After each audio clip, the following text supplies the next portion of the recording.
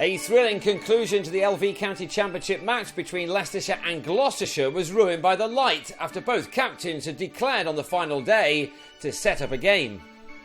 First up on the last morning was for Gloucestershire to get the 17 runs they needed to avoid the follow-on. David Payne had this moment of luck, but he and Kieran Nima Barnett did what they had to do, allowing Will Tavares to declare on 269 for 8, conceding a first innings lead to Leicestershire of 146 runs. So now it was about quick runs for the home team, but Ned Eckersley helped a short delivery from Liam Norwell into the hands of Benny Howell after making 6. While Angus Robson nicked the same bowler behind to give Norwell his 60th championship wicket of an excellent season, Robson gone for 4. That left Leicestershire on 15 for 2, but Mark Cosgrove and Dan Redfern, looking good for the second time in this match, batted through the next 8 overs in adding 40. Thankfully, there was no help-yourself bowling, the home batsmen having to play properly in order to get their runs to set a target later. Cosgrove was LBW for 21 as he tried to smash Howell somewhere into next week. Well, before lunch, Adil Ali offered a return catch to Nima Barnett, which had the home team heading to the break with the score on 87 for 4 and the lead at 231. On the resumption, it was Payne who took a catch off his own bowling this time to remove Niall O'Brien for a couple, while Norwell was given all 3 stumps to aim at when Wayne White gave himself too much room. Redfern kept things going for his team and registered a 50 off 61 balls in the same Norwell over. The former Derbyshire player, who's missed much of this season through injury, had struck 7 fours in a pleasing knock, which was made at just about the ideal pace for his captain to be thinking about a declaration. Before that happened, Ben Rain took the long way around in coming back for his second and was run out courtesy of Peter Hanscom's throw, a wicket which left the Foxes on 115 for 7 and still not as far ahead as they would have liked. Next ball, Clint Mackay had his stump shattered by Payne, and with the lead at 261, Gloucestershire now had a chance to win this game without any help from a Cosgrove declaration. But 40 runs were then added for the 9th wicket before Redfern was taken behind off James Fuller for 76, Cosgrove calling them in with a total on 155 for 9.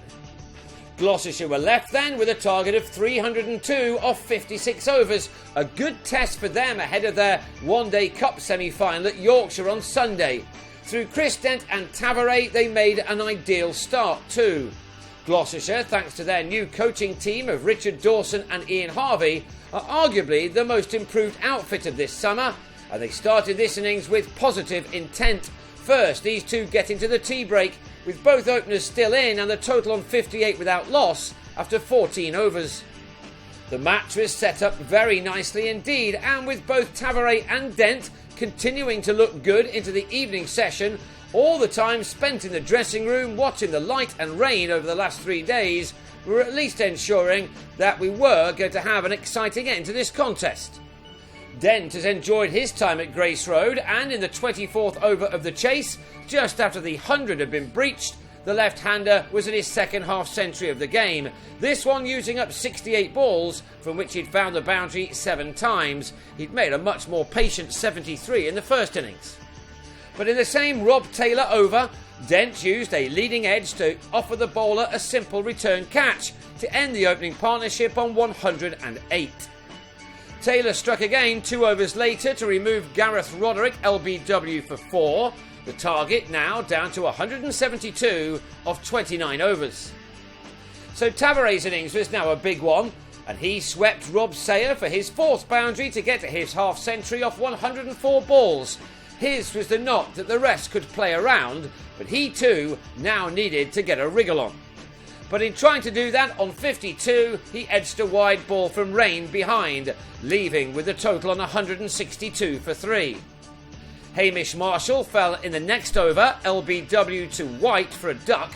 Gloucestershire now left to find 139 more runs off the 21 overs that remained. That became 130 off 15 when Howell gloved a pull off Rain behind after making 7. Leicestershire now the team that was emerging as favourites. But Hanscom hadn't given up yet, and he and Nima Barnett began to lift the rate up a bit. Nima Barnett went big off Sayer as Gloucestershire brought the target down to 92 off the last 9 overs, but in fading light.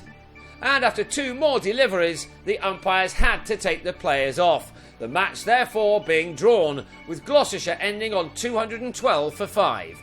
They took 9 points to their hosts' 11.